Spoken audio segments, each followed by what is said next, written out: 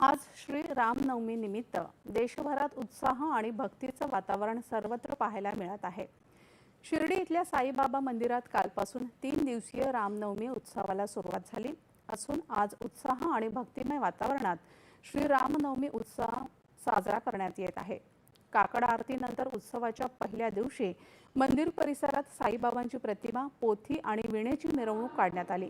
तसंच श्री साई सच्चरित ग्रंथाचे सामूहिक पारायण करण्यात आलं। आज दुपारी 12 वाजता श्रीराम जन्मोत्सव सोहळा संपन्न होईल।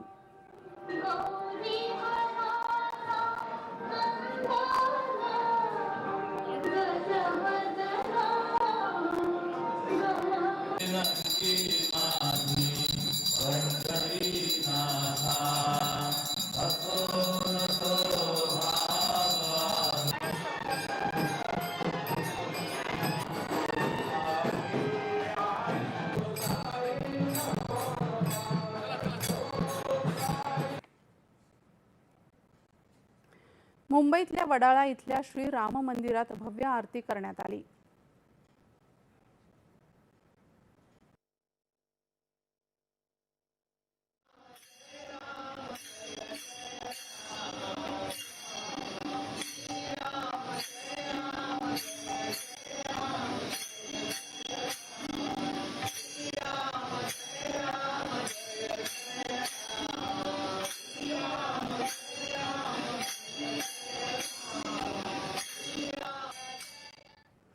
राष्ट्रपती द्रौपदी मुर्मू आणि मुख्यमंत्री देवेंद्र फडणवीस, उपमुख्यमंत्री एकनाथ शिंदे आणि सुनेत्रा पवार यांच्यासह अनेक मान्यवरांनी श्री रामनवमी निमित्त नागरिकांना शुभेच्छा दिल्या आहेत।